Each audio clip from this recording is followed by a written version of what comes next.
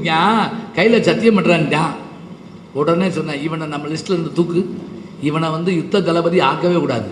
2 ஆள் முடிஞ்சது. 3ஆவது ஆள் நேராக போனார். அந்த அம்மா கர்ணனுடைய தாய், யார்? குந்தி, பாண்டவருடைய தாய் தான். அந்த அம்மாட்ட போய், அத்தை சௌரியம்மா, அந்த அம்மா எப்படி அத்தை முறை தெரியுங்களா? வசுதேவருடைய தங்கை முறை அந்த அம்மா. அவங்களுடைய அப்பா அம்மா, சொந்த அப்பா அம்மாவுடைய வகையர். உனக்கு கல்யாணத்துக்கு முதல்ல ஒரு குழந்தை பிறந்துச்சு, ஞாபகம் இருக்கான்னு ஆடி போச்சு அந்த அம்மா.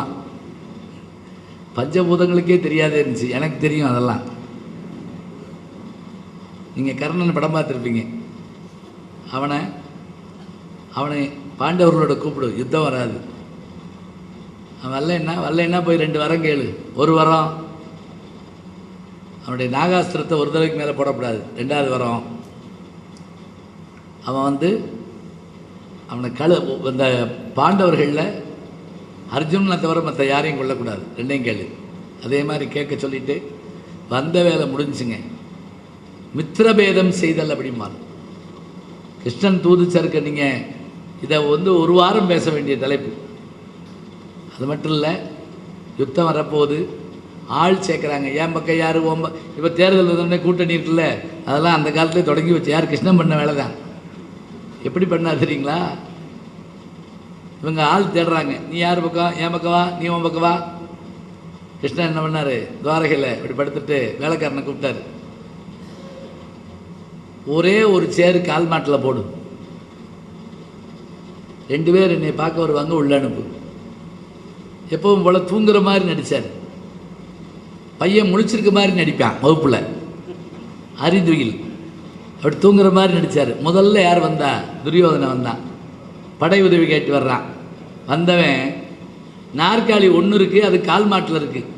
அவனுக்கு அந்த ஆணவம் இருக்கும்ல, அதை அப்படியே தூக்கி கொண்டு அங்கிட்டு போயிட்டு உட்காந்துக்கிட்டான். கொஞ்சம் கருத்து அர்ஜுனன் வந்தான். கால் மாட்டுக்கு அடியில் நின்று அவர் அப்படி கும்பிட்டுக்கிட்டே நின்னான். முதல்ல வந்தவன் துரியோதனை, 2ஆவது வந்தவன் அர்ஜுனன். இவர் திட்டப்படி என்ன செய்யார்? இப்போ நம்ம படுத்திருக்கோம், யாரை முதல்ல பார்ப்போம் அப்படின்னா கால் மாட்டில் நிற்கிறாரத்தான் முதல். அதனால தான் காலையில் இருந்து சொன்னேன், கணவனுடைய அந்த திருவடிகளை தொழுது சும்மா ஒரு விளையாட்டுக்கு இதெல்லாம் செய்ய முடியுமான்னு கேட்காதீங்க. செஞ்சால் நல்லதுங்கிறாங்க, வேற ஒன்றும் இல்லை. நம்ம அப்படிலாம் சொன்னால் பதிலுக்கு அவர் என்னையே கும்பிட்டுருக்கார ஒரு நாளைக்காவது அப்படின்னு கேட்குற காலம் இது. அந்த பக்கம் இப்படி நின்னா, கண்ணை திறந்த உடனே அர்ஜுனா எப்போ வந்த அப்படின்னாரு. அவன் உடனே கண்ணிலேயே அப்படின்னா, எங்கள் அண்ணன் வந்திருக்கான் அப்படின்னு. அவர் இந்த பக்கம் திரும்பி பார்த்து அப்போ தான் பார்க்குற மாதிரி, அட நீ வந்திருக்கியா, 2 பேரும் ஒன்று சேர்ந்துட்டீங்களா, சண்டை இல்லையா அப்படின்னாரு.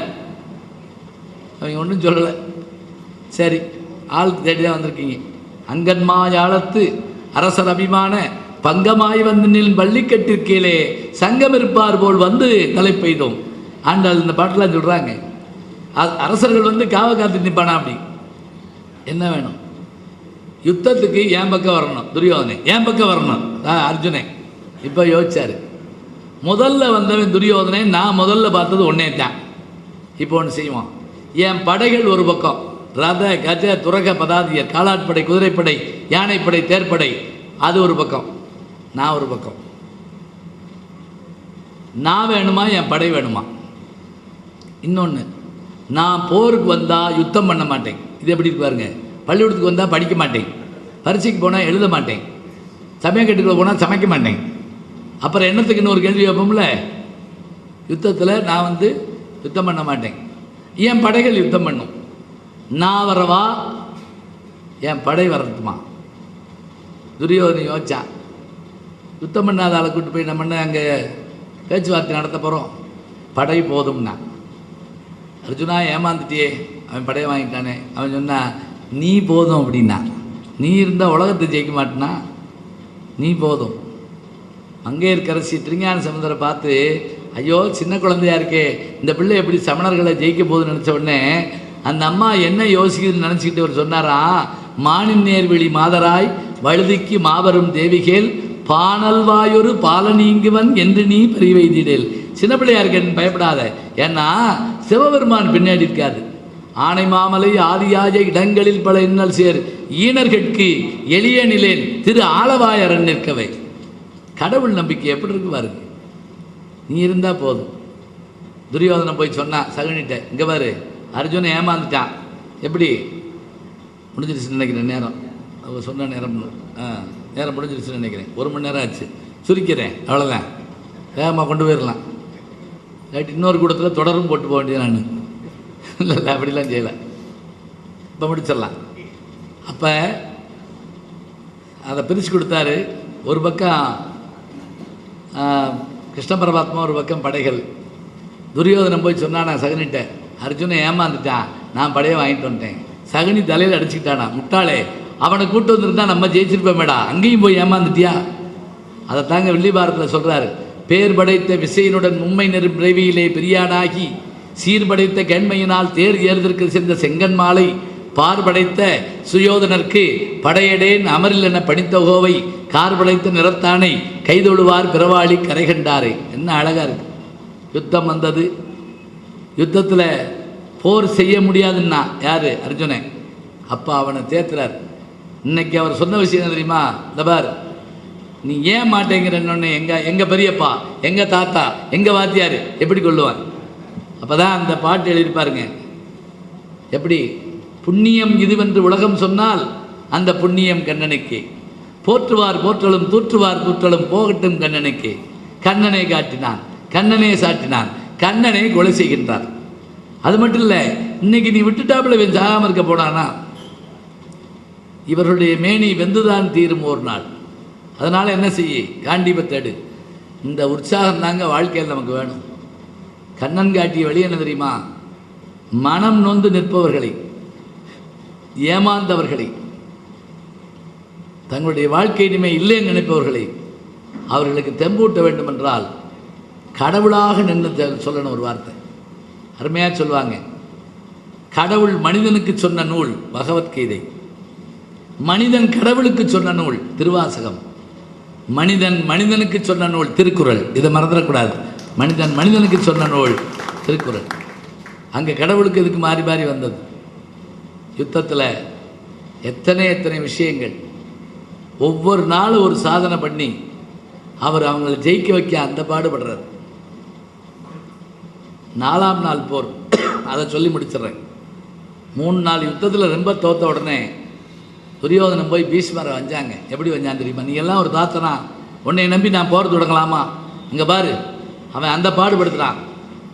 கிருஷ்ண பரமாத்மா ஆயுதம் எடுக்க மாட்டேங்கிறார். உடனே என்ன பண்ணார் தெரியுமா பீஷ்மர்?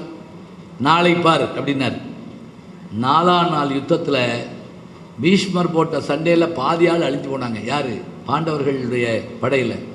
அது மட்டும் இல்லை, சரமாரி அம்படிக்கிறார். இருந்தாள் ரதம் போச்சு, குதிரை போச்சு. உட்கார்ந்து கிருஷ்ணனுக்கு உடம்பெல்லாம் காயம். அவர் திரும்பி திரும்பி பார்க்குறாரு. யார்? யாருக்கு? உன்னை நம்பி தானடா வந்தேன், அடி வாங்கி. சில பேர் கூட்டு போய் அடி வாங்கி விடுவாங்க தெரியுமா? அம்புட்டு அடி. திரும்பி திரும்பி பார்க்குறாரு. பார்த்துட்டு சடார்னு என்ன பண்ணார் தெரியுங்களா? கையில் சக்கரத்தை எடுத்தாருங்க. என்ன சொன்னார்? ஆயுதம் எடுக்க மாட்டேன்னு சொன்னார்ல, சக்கரத்தை எடுத்தாருங்க. எடுத்துட்டு அவனை பார்த்து சொன்னார், காட்டில் தீ பிடிச்ச உடனே காத்தடிக்கிற மாதிரி அந்த கிழமை நம்ம படைய பாடாப்படுத்துகிறான். நீ பேசாம நிற்கிற, உனக்கு வெக்கமான ரோசம் எதுவும் இல்லை. யார? அர்ஜுனனை கேட்குறாருங்க. இனிமே ஒன்னையே நம்பி பிரயோஜனம் இல்லை, என் சபத குப்பையில் போட்டோம் அப்படின்னு கையில் எடுத்தாருங்க. எதை? சக்கரத்தை எடுத்தார். காணறி உற்றன வீடு மணப்படை காதி மலைத்திடவும், கான் எரி உற்றன வீடு மணப்படை காதி மலைத்திடவும், மானம் நினைத்திலை வாளி எடுத்திலை சாபம் எடுத்திலை, நீ எல்லாத்தையும் மறந்துட்ட சொல்லிட்டு ஆனதன ஆக இனத்தனி ஆளி எடுத்தனே என்ன செஞ்சுட்டாரா? கையில் அப்படி சக்கரத்தை எடுத்துட்டு என்ன செய்யணும்? இப்படி விடணும்ல, விடலை. இறங்கி ஓடுறாருங்க. யாரை? பீஷ்மரை கொள்ள. பீஷ்மர் என்ன செஞ்சுருக்கணும்? இப்போ நம்மளை நோக்கி ஒரு அருவாளோடு ஓடியாத என்ன செய்வோம்? நம்ம இங்கிட்டு கூடி ஓடிடுவோம்ல. அவர் என்ன பண்ணார்? கிருஷ்ணனை நோக்கி ஓடுறாரு. அவர் எதுக்கு ஓடுறாரு தெரியுமா? நீ ராவணனை அழிப்பதற்காக ராமனாக வந்தாய், இரணையனை அழிப்பதற்காக அங்கே நரசிம்மமாக வந்தாய், இந்த இதில் என்னை அழிப்பதற்காக வந்த? ஆவி அழித்தனை தூணில் உதித்தனை ஆடகடத்தலைனால், ஆவி அழித்தனை தூணில் உதித்தனை நரசிம்மம். இப்போ நீ எனக்கு தானே கொள்ள வந்திருக்கியா? இவர் ஓடுறாரு இங்கிட்டிருந்து, அங்கிட்டிருந்து அவர் ஓடியாரார். அதுக்குள்ளே எல்லாரும் ஓடியாந்து பிடிச்சி அர்ஜுனன் காலை பிடிச்சிக்கிட்டான். மானத்தை வாங்காத, வா போவோம். யார கிருஷ்ணனை சொல்கிறான், சத்தம் போடாம வா போவோம். சரி, யுத்தம் அன்னைக்கு முடிஞ்சிச்சு. அந்த அடின்னு இல்லை, அன்னைக்கு வாங்கினது.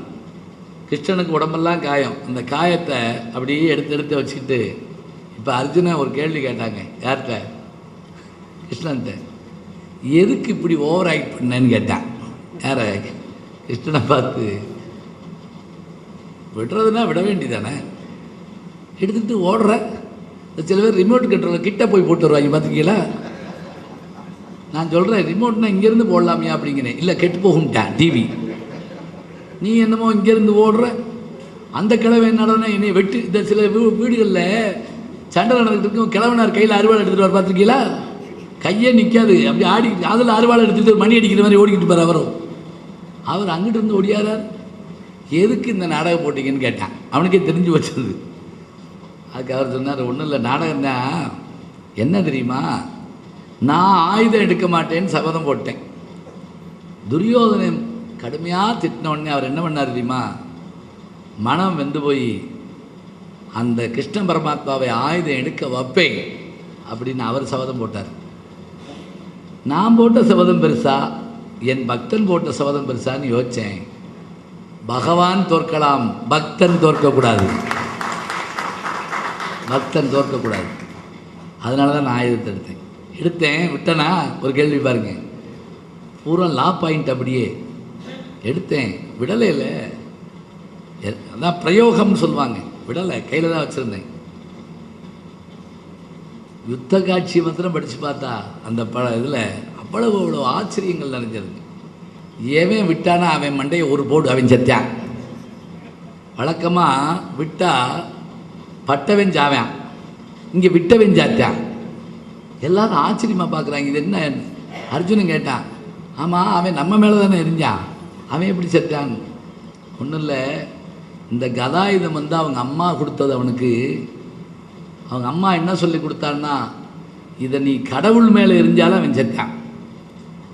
ஆனால் நிராயுதபாணி மேலே நீ எரிஞ்சேன்னா நீ செத்த.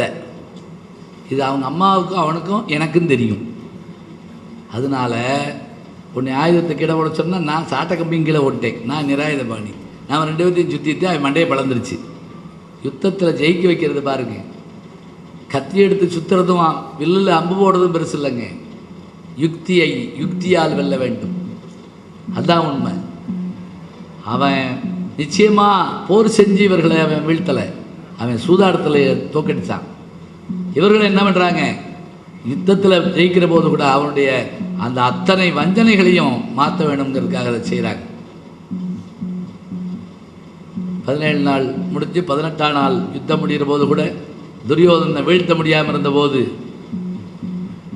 பீமனுக்கு ஒரு யோசனை சொல்கிறார். சபாஸ் பீமா அப்படின்னார். தொடையில் அடின்னு அர்த்தம். அவன் உயிர்நிலை அங்கே இருக்கு. அடித்து அவனை வீழ்த்துறாங்க. தர்மம் எங்கே நிற்கும்? தர்மத்தின் வாழ்வதன்னை சூதுகவும் தர்மம் மறுபடியும் வெல்லும் என்னும் இயற்கை மர்மத்தை நம்மாலே உலகெங்கிற்கும் வழி தேடி விதி இந்த செய்கை செய்தான். இன்று கட்டுண்டோம், பொறுத்திருப்போம், காலம் மாறும், தர்மத்தை மென்மேலும் வெல்ல காண்போம், தடுவுண்டு காண்டிபம் அதன் பேர் என்றான். அர்ஜுனனுடைய வார்த்தையாக பாரதி சொல்றது. இங்கே தீயவர்களை அழித்து நல்லவர்களை காக்க துஷ்ட நிக்கிரக சிஷ்ட பரிபாலனம், சஷ்டியை நோக்க சரவண பவனார் சிஸ்டருக்கு உதவும் செங்கதிர் வேலவும். என்ன அழகாக இருக்குது. சிஸ்டர்னா யார்? நம்ம வாட்டுக்கு சகோதரிகள் சொல்லிடக்கூடாது, சிரேஷ்டர்னு அர்த்தம்.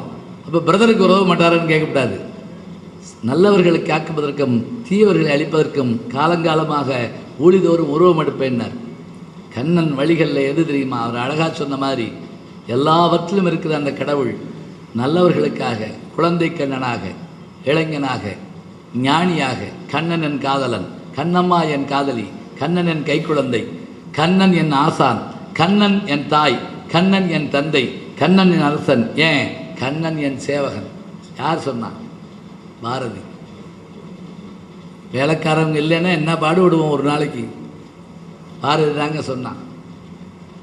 அப்படி நான் பட்டுக்கிட்டு இருந்தபோது வந்தார் கிருஷ்ண பரமாத்மா. எப்படி? எங்கிருந்தோ வந்தான், இடைச்சாதி நான் என்றான், ஈங்குவனை யான் பெறவே என்னதவம் செய்துவிட்டேன், நண்பனாய் மந்திரியாய் நல்லாசிரியனுமாய் பண்பிலே தெய்வமாய் பார்வையிலே சேவகனாய், இப்படி ஒரு கடவுளை உலகத்தில் நாம் எங்கும் பார்க்க முடியாது. கண்ணனை வேண்டுகிறபடி வேண்டினால் நமக்கு அத்தனையும் கிடைக்கும். எங்கே கிடைக்கும்? உள்ளே இருக்கிறார் கண்ணன், தேடி கண்டு கொள்ள வேண்டும். நீங்கள் திருமங்கையாழ்வாருடைய சரித்திரத்தில் தான் ஏற்றுக்கொண்ட நல்ல காரியத்துக்கு பணம் கிடைக்கலன்னொன்னே கலியனாகிய திருமங்கையாழ்வார் வழிப்பறி செய்கிறாருங்க. திருமாலும் பிராட்டியும் வர்றாங்க. திருமணங்கொல்லைன்னு ஒரு ஊர் இருக்குது. அந்த இடத்துல அவங்க கல்யாண பொண்ணு மாப்பிள்ளையாக வர்றாங்க. வழிமறித்து கொள்ளையடிக்கிறார் திருமங்கையாழ்வார். எல்லாத்தையும் கொடு மாப்பிள்ளைகிட்ட, எல்லாத்தையும் கொடுக்குறப்ப காலில் ஒரு தங்க மெட்டி இருந்தது. அதை கழட்டு அப்படின்னாரு. எனக்கு கழட்ட முடியல, நீ கழட்டு அப்படின்னாரு. அந்த திருமங்கையாழ்வார் என்ன பண்ணார், கையில் கழட்டி பார்த்து கழட்ட விடாமல் காலில் வாயில் காலை வச்சு இப்படி இழுக்கிறாருங்க. பட்ட உடனே ஞானம் கிடைக்குது. நீ யார், மந்திரவாதியா அப்படின்னு, இங்கே வா அப்படின்னு சொல்லி காதில் சொன்னாராங்க. பெற்றதாயினும் ஆயின செய்யும் நலந்தரும் சொல்லை நான் கண்டு கொண்டேன், நாராயணா என்னும் நாமம், ஓம் நமோ நாராயணா என்னும் நாமம். என்ன வார்த்தை பாருங்க. அப்படிப்பட்ட கண்ணன் அன்றைக்கு மட்டுமில்லை இன்றைக்கும் நமக்கு வழிகாட்டுவான். நீங்கள் அலைபாயுதேன்னு ஒரு பாடல் கேட்டிருப்பீங்க. அலைபாயுதே கண்ணா அலைபாயுது, ஊத்துக்காடு வெங்கட சுப்பிரமணியருடைய பாடல். இந்த தொடையில் தாளம் போட்டு அவர் பாடவே மாட்டாராம், தெரியுமா உங்களுக்கு? ஏன்னா ஒரு முறை அவர் பாடல் பாடிக்கிட்டு இருக்காருங்க. அப்போ அவருடைய தொடையில் யாரோ உட்கார்ந்துருக்க மாதிரி ஒரு உணர்வு இருக்குது. கண்ணை மூடி பாடிட்டு இருக்காரு, உணர்வு இருக்குது. லேசாக கண்ணை திறந்து பார்க்குறாரு. ஒரு குழந்தை அப்படி நடந்து போகுதுங்க, மயில் பீலி அசைய நடந்து போகுது. இது கண்ணன் அமர்ந்த இடம் அப்படின்னு அந்த இடத்துல தாளம் போட மாட்டார் அவர். பெரியவர்களுடைய வாழ்க்கை வரலாறு படிக்கிற போது இன்றைக்கு வாழ்ந்த ஊத்துக்காடு வெங்கட சுப்பிரமணியருடைய பாடலை கேட்குற போது நமக்கு அலைபாயுதேன்னு சொல்கிறாங்க இல்லையா? அதுலேயும் பழைய முறையில் பாடுற முறையும் பின்னாடி அலைபாயுதேங்கிற படத்துலையே ரஹ்மான் இந்த பாட்டை புது முறையில் போட்டிருப்பார். அப்படியே வித்தியாசமாக இருக்கும். கண்ணன் என்றைக்கும் வழிகாட்டுவார். இன்றைக்கு ஐயா அமெரிக்க செல்வந்தர் நம்மில் ஒருவர், அவரும் அவருடைய துணைவியார் ஜெயலட்சுமி பழனியப்பன் அவர்கள் வழியிலே கண்ணன் வழிகாட்டியிருக்கிறார். நல்வழியில் நடப்போம். நன்றி, வணக்கம்.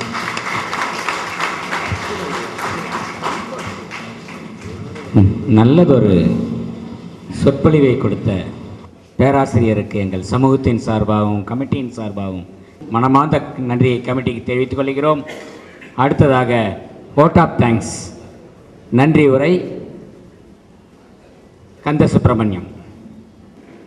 இங்கு பங்கு பெற்ற ஒவ்வொருவருக்குமே நன்றி சொல்வது நம்முடைய கடமையாகின்றது. இந்த விழாவை நிகழ்த்தியவர்களுக்கு முதலிலே நன்றி சொல்ல கடமைப்பட்டிருக்கின்றோம்.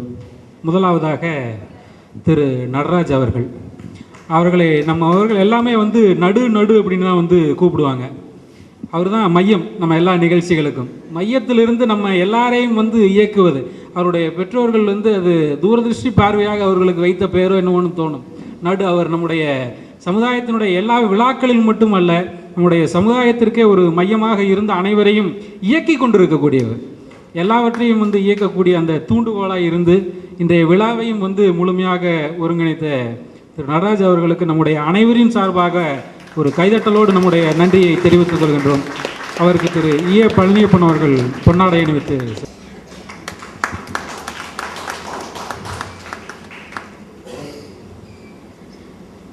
எல்லா நிகழ்ச்சியும் ஒருங்கிணைக்க வேண்டும் என்று சொன்னால் யார் எங்கிருந்தாலும் சரி, பல்வேறு நிகழ்ச்சிகளை சென்னையில் இருக்கிறவங்களாக இருக்கட்டும், வெளிநாடுகள் இருக்கக்கூடியவர்களையும் ஒரு ஒரு ஒரு ஒரு தகவல் மூலமாக அவரை தொடர்பு கொண்டாலே அத்தனை நிகழ்ச்சிகளையும் மிகச்சிறப்பாக ஒருங்கிணைக்கக்கூடிய நம்முடைய திரு கே.வி. ராமகிருஷ்ணன் அவர்களுக்கு நம்முடைய நெஞ்சார்ந்த நன்றிகளை இந்த நேரத்தில் நாம் சொல்ல கடமைப்பட்டிருக்கின்றோம். இந்த நிகழ்வினுடைய நாயகர் திரு நம்முடைய பேராசிரியர் முனைவர் கு. ஞானசம்பந்தன் அவர்கள். அவர் கிட்டத்தட்ட இப்போ நம்மவரே ஆயிட்டார்.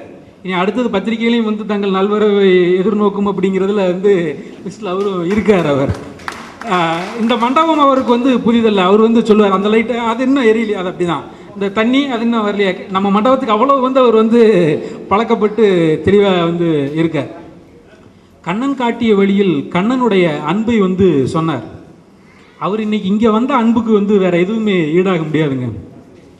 நேற்று இரவு வரை திருச்செந்தூர், இந்த பாடலில் சொல்லுவாங்கள்ல, கடலா தலையலையா அப்படின்னு கேட்குற மாதிரி அந்த மக்கள் வெள்ளத்தில் நீந்தி இரவு வந்து 12:30 1 மணிக்கு மேலே தான் வந்து மதுரை போய் சேர்ந்திருக்கார். காலையில் 5 மணிக்கு கிளம்பி திருவாரூரில் நிகழ்ச்சி. இன்னைக்கு காலையில் திருவாரூரில் ஒரு நிகழ்ச்சி முடிக்கும்போது மதியம் 1 மணிக்கு திருவாரூரில் கிளம்பி 5:30 மணிக்கு அவினாசி வந்து சேர்ந்தார். அப்படின்னா இவ்வளவு தூரம் அவர் சிரமத்தை ஏற்றுக்கொள்வது அவருடைய அன்பு தான், வந்து ஏற்றுக்கொண்ட ஒரு அன்பு.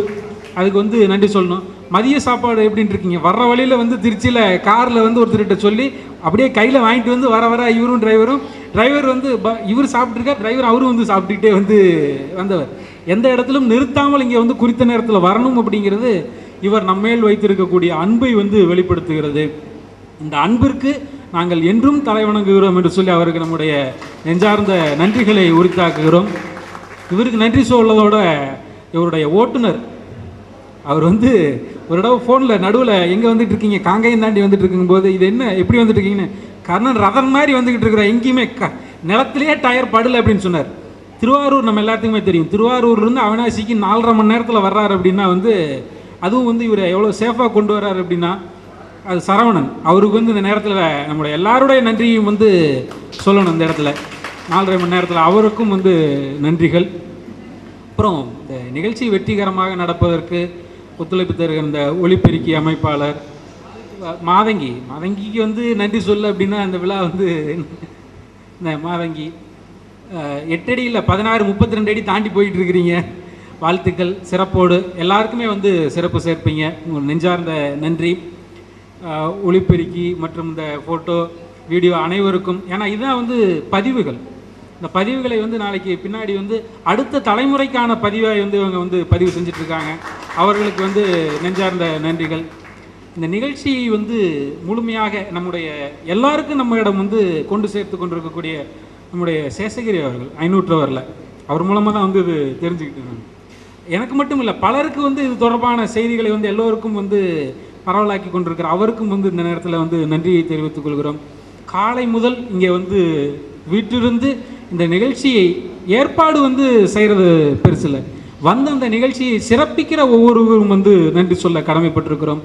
வந்து சிறப்பித்த அனைவருக்கும் வந்து நெஞ்சார்ந்த நன்றிகளை வந்து தெரிவித்து கொண்டும், இந்த நிகழ்ச்சியை ஏற்பாடு செய்தவர்கள் இவங்களுக்கு வந்து எத்தனை நன்றி சொன்னாலும் வந்து அது வந்து ஈடாகாது. இவங்க வந்துட்டு வழக்கமாக வந்து வெளிநாடுகளிலிருந்து வந்தோமா, இங்கே ஏதாவது வந்து அதே மாதிரி கிளைமேட் இருக்கிற ஒரு இடத்துக்கு போனோமா, ஊட்டி போனோமா, கொடைக்கானல் போனோமா, போகிற வழியில் ஏதாவது டைம் இருந்தால் குலதெய்வம் கோயிலுக்கு போனோமா அப்படிங்கிறது இல்லாமல், நம்முடைய அனைவரும் வந்து நம்முடைய சமூகத்தவர்கள் மட்டுமல்ல, யாரெல்லாம் இந்த சமூகத்திற்கு, நம்முடைய சமூகம் கிடையாது, இந்த மானுட சமூகத்துக்கு உழைக்கக்கூடியவர்கள் யாரெல்லாம் இருக்காங்களோ அவர்கள் எல்லாத்தையுமே வந்து இணைப்போம் அப்படிங்கிற ஒரு விழாவாக இவர் ஒவ்வொரு முறை வரும்போதும் ஒவ்வொரு விழாவை வந்து ஏற்பாடு செய்கிறார்கள். அவர்களுக்கு வந்து நெஞ்சார்ந்த நன்றி வந்து தெரிவிப்பது நம்முடைய கடமையாகின்றது. அடுத்த தடவை வந்து இவருக்கு நாம் செய்கிற நன்றி கடன் என்னவாக இருக்கும் அப்படின்னா, நானே இப்போ வந்து அதை உணர்றேன். இந்த மாதிரி விழாக்களுக்கு வரும்போது நம்முடைய குழந்தைகள் எல்லாமே வந்து கூட்டிகிட்டு வரணும், எல்லாருமே வந்து அறிமுகப்படுத்தணும். இந்த மாதிரியான ஒரு விழாக்கள் ஒரு சமூக ஒற்றுமையை, சமூகம்னா எல்லாருடைய ஒற்றுமையும் வந்து காட்டுகின்ற ஒரு விழாவாக ஏற்பாடு செய்திருக்கக்கூடிய அவர்களுக்கும் அவர்களது குடும்பத்தாருக்கும் நம்முடைய அனைவரின் சார்பாகவும் நெஞ்சார்ந்த நன்றிகளை தெரிவித்துக் கொண்டு அனைவருக்கும் மீண்டும் ஒரு முறை நன்றி கூறி விடைபெறுகின்றோம். நன்றி, வணக்கம்.